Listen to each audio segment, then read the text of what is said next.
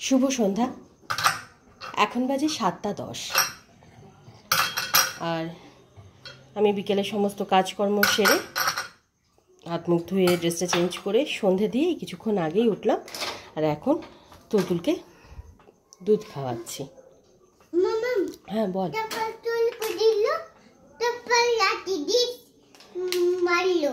আচ্ছা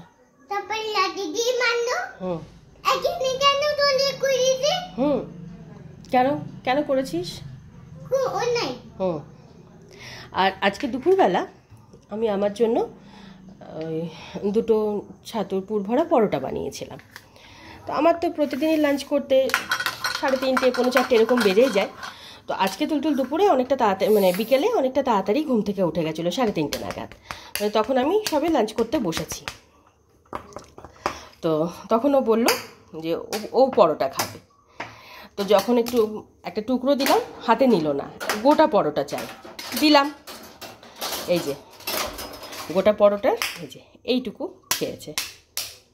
না নিজে খেলো না আমাকে খেতে দিল। হ্যাঁ বল। তো তুই তো খেলি না।